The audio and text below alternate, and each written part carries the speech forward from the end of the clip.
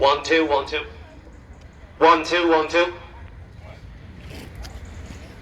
Thanks everybody for coming this evening.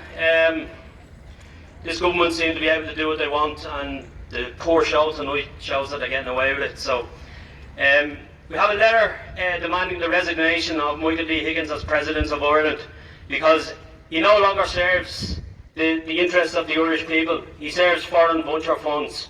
So I'm going to read this letter, and then there's a couple of other speakers, and then we'll have a photograph. Glenda has placards there that spell out "Stop the Vulture Bill."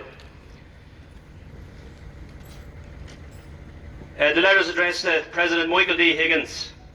In an interview in 2016, you correctly warned of an unregulated global economy where vulture funds can usurp democracy.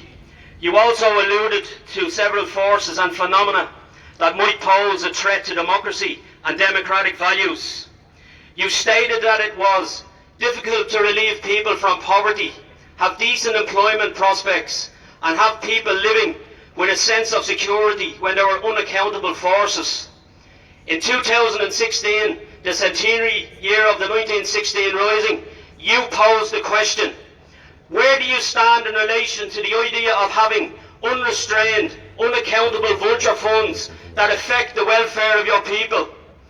You have emphatically answered that question by signing this bill into law. This bill sets a dangerous precedent in terms of the usurpation of democracy and the independence of the court. This bill will exacerbate the homeless emergency. You have spoken some fine words in relation to the homeless emergency. Being homeless is not just about being deprived of a roof over your head. It is about being deprived of a sense of belonging, a place within a community, full participation with a voice in society. Whether that homelessness takes the form of being forced to sleep on the streets and in a doorway and in public parks, or being placed in emergency accommodation with all of the uncertainty that entails, or having to care for a family in just one room with no access to cooking facilities or outdoor space. Homelessness removes so many of the acts of discretion that define freedom. It grieves me to think about those who are homeless, those on the streets. We cannot accept things as they are. I believe that we must do something radical to solve the state's homelessness crisis. And then you appealed for a renewed sense of social solidarity in Ireland. They are your words, Mr. Higgins. Unfortunately, your actions do not match your words, and obviously homelessness does not grieve you sufficiently to refuse to sign these eviction bills. You had the opportunity to use your powers under Article 26 of the Constitution to refer the Civil Law and Criminal Law Miscellaneous Provisions Bill 2020 to the Supreme Court to determine whether or not the bill conflicts with the Constitution. You had the option to consult with the Council of State before any consideration was given to signing this bill into law. The gravity of this bill to the Irish people demands no less.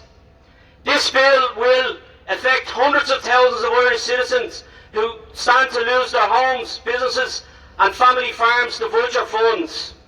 Sadly, we have already seen that it is not just the livelihoods of our people that is in danger. In many, many cases, families have already lost loved ones to suicide because of the stress and pressures placed on them by these vulture funds. You, Mr. Higgins, have helped weave the ropes that will be used by some of our people to end their lives because of the repercussions of this bill. Indeed, you already have the deaths of people on your conscience, having already signed 2 eviction bills into law. You and the government of this state have sent a clear, unequivocal message to the people of Ireland that the vulture funds will never be allowed to lose, even as in this case when the courts and the appeal courts rule against them. On the 30th of July 2020, the coalition government of Fianna Fáil, Fine Gael and the Green Party voted in the Oireachtas to overrule a decision made by 3 respected judges in the second highest court of this land. The signing of this bill will ensure that vulture funds can ignore a very significant appeals court determination that occurred just 4 months ago on the 2nd of April. It should be noted that this bill passed was disguised as emergency legislation to deal with certain issues pertaining to the ongoing COVID-19 pandemic. However, included in Chapter 3, which was neither urgent nor related to COVID-19, is a blatantly underhanded political manoeuvre by the government to pander to lobbyists on behalf of vulture funds who had been dealt a blow in the appeals court. This bill was introduced to the Senate and passed within 6 days without any consultation or discussion with the relevant professionals or indeed any committees created to examine such bills. Instead, the coalition used its majority in the Senate to simply railroad the bill through, disguised as COVID-19 emergency bills. The bill was introduced to the Oireachtas just 2 days before they broke for 6 weeks holidays. The coalition used its majority to again dispense with the normal democratic procedures of discussion, consultation and proper debate. Instead, this bill got a very limited debate time. Almost every speaker who was given the opportunity to challenge the bill raised their legitimate concerns as to its legality.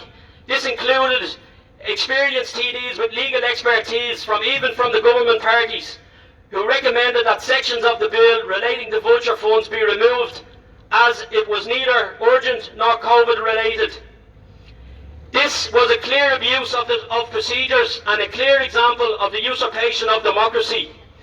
Almost all vulture funds who operate in this state are Section 110 companies. They avail of charitable status, thus avoiding paying tax on the billions in profits they make. These profits are funneled through their accounts into the coffers of foreign financial corporations with no benefit to the Irish economy. We believe your position is untenable. Despite your pontificating on homelessness and the effects of unrestrained, unaccountable vulture funds on our people, you have put the interests of vulture funds before the welfare of the Irish people. We, the people of Ireland, demand your resignation forthwith.